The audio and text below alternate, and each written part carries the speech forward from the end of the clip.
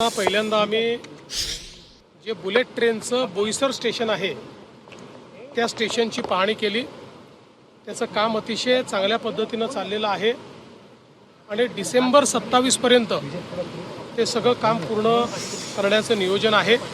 त्यामुळे त्या काळात मग आपल्याला बुलेट ट्रेन जी आहे ती या ठिकाणी मिळू शकते आणि त्या बुलेट ट्रेनमुळे विशेषतः त्याचे आपल्याला माहिती आहे 2 स्टॉप आहे, एक बोईसरला आहे आणि विरारला आहे। याच्यामुळे खूप मोठी एक इकॉनॉमिक डेव्हलपमेंट करता एरिया त्याच्यामुळे ओपन अप होईल। आपण विचार करू शकतो की एक प्रकारे बीकेसीचं एक्सटेन्शन होईल, कारण इथनं बीकेसी पर्यंत अर्ध्या तासामध्ये पोहोचता येईल। त्यामुळे एक फार महत्त्वाचं काम ते होतं आहे।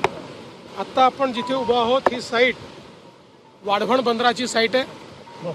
आपल्याला कल्पना आहे की आज देशातलं सगळ्यात मोठं बंदर हे JNPA बंदर आहे। जवळपास 70 लाख मेट्रिक टन इतकं त्या ठिकाणी कंटेनर आणि माल हँडलिंग करण्याचं त्या JNPT पोर्टची क्षमता आहे। पण हे जे बंदर आपण बांधतोय हे JNPTच्या 3 पट मोठं आहे। याच्यामध्ये JNPT पेक्षा 3 पट जास्त क्षमता असणार आहे। हे देशातलं सगळ्यात मोठं बंदर आहे, जगातल्या पहिल्या 10 बंदर आहे आणि सगळ्यात महत्त्वाचं देशामध्ये अशी साईट कुठेच नाही। 20 मीटर डीप ड्राफ्ट असलेलं अशा प्रकारचे बंदर आहे। जगातली जी सगळ्यात मोठी शिप आहे, सगळ्यात मोठी व्हेसल आहे, ती आत्ता भारतात येऊ शकत नाही, त्याला दूर डॉक करावं लागतं। पण हे बंदर झाल्यानंतर त्या बंदरावर जगातली सगळ्यात मोठी शिप देखील येऊ शकेल अशा पद्धतीची याची रचना आहे। या संदर्भात आता काम फार वेगानं पुढे चाललेलं आहे। जवळपास 30 ते 40% जे काही या ठिकाणी ॲक्विजिशन होतं ते देखील पूर्ण झालं आहे। आमचा प्रयत्न आहे की कुठेही फोर्सफुल ॲक्विजिशन होऊ नये या दृष्टीने ग्रामस्थ आणि मासेमारी करणारे आमचे जे बांधव आहेत यांना विश्वासात घेऊन त्यांचं योग्य पुनर्वसन करतच आपल्याला हा प्रकल्प करायचा आहे। त्या दृष्टीनं अतिशय चांगला संवाद एस्टॅब्लिश झालेला आहे। या एका प्रकल्पातून 10 लाख रोजगार निर्मिती होणार आहे। त्यामुळे या पालघर जिल्ह्यातल्या स्थानिकांना, डहाणूच्या तालुक्यातल्या लोकांना देखील मोठ्या प्रमाणात याच्यामध्ये सामील कसं करून घेता येईल याचा आपला प्रयत्न चालला आहे। विशेषतः मासेमारी करणाऱ्यांना एक मासेमारीचं बंदर देखील आपण तयार करून देतो आहोत, जेणेकरून त्यांचा व्यवसाय कमी व्हायच्या ऐवजी वाढला पाहिजे, तो व्यवसाय देखील मोठा झाला पाहिजे, त्यातनंही अगदी एक्सपोर्टपर्यंत आपण जाऊ शकलो पाहिजे अशा पद्धतीचं बंदर आपण तयार करतो। आणि एकूणच आपल्याला कल्पना आहे की या जिल्ह्यामध्ये हे वाढवणचं बंदर आहे, त्यासोबत विरार अलिबाग कॉरिडॉर आहे, या ठिकाणी बोईसर आणि विरारची स्टेशन्स आहेत आणि एक नवीन एअरपोर्ट देखील आपण विरारच्या जवळ तयार करणार आहोत। या सगळ्या प्रकल्पांची पाहणी आज मी करतोय आणि या सगळ्या प्रकल्पांमुळे चौथी मुंबई जी आहे ती या भागामध्ये तयार होणार आहे।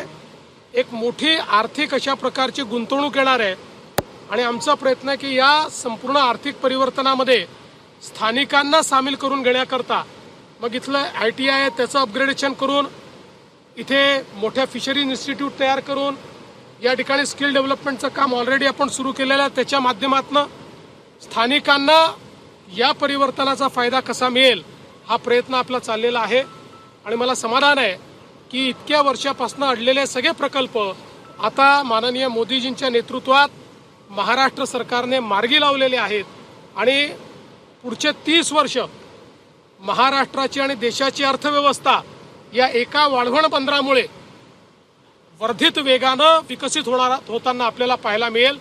त्यामुळे देशाच्या इतिहासातलं विकासाचं एक महत्त्वाचं पान म्हणजे वाढवणचं बंदर आहे। जिल्ह्यामध्ये 5 ITI जमिनी घेतली जातील असं म्हटलं, जिल्ह्यामध्ये 5 ITI आहेत आणि ह्याच्या माध्यमातून जमिनी घेतल्या जाणार आहेत, त्यांना मिळणार आहे, त्यांना कसं ट्रेनिंग दिलं जाणार आहे? पहिली गोष्ट या ठिकाणी संवादानेच आम्ही जमीन ॲक्वायर करतोय, फोर्सफुली कुठेही आम्ही करत नाहीत। आणि म्हणूनच आपण बघितलं असेल की सुरुवातीच्या काळामध्ये अनेक लोकांनी अनेक अफवा पसरवल्या होत्या, त्यामुळे लोकांमध्ये खूप मोठ्या प्रमाणावर त्या ठिकाणी असमंजस होता, गैरसमजूत होती, ती सगळी हळूहळू आम्ही दूर केलेली आहे। आणि मला विश्वास आहे आता ज्या प्रकारे गावकऱ्यांचा आम्हाला प्रतिसाद मिळतो आहे आम्ही हे काम लवकर करू शकू। आपण ITIच्या संदर्भातला जो प्रश्न विचारला, हे सगळे ITI आपण अपग्रेड करतो आहोत.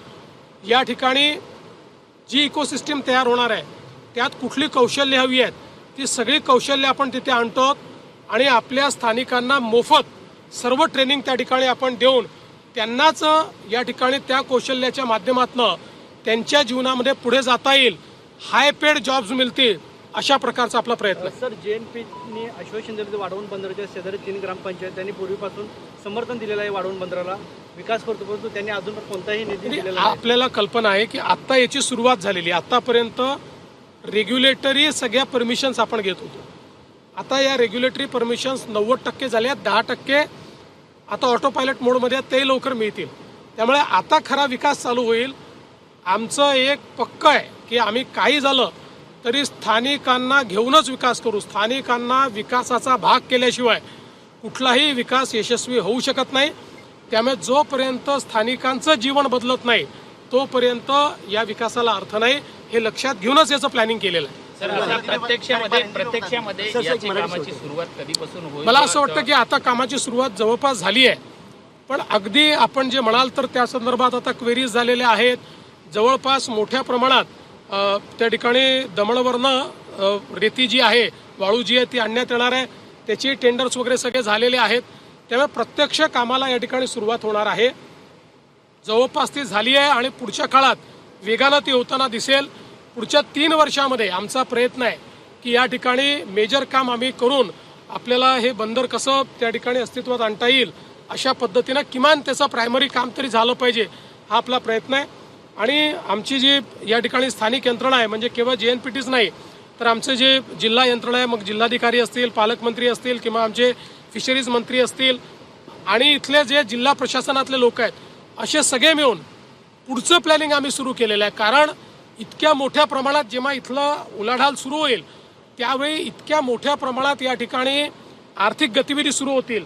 त्याचा फायदा घ्यायचा असेल तर आत्ता त्याचं प्लॅनिंग करावं लागेल. तेच प्लॅनिंग करतो आणि तेच सगळं प्लॅनिंग पाहण्याकरता मी आलेलो आहे.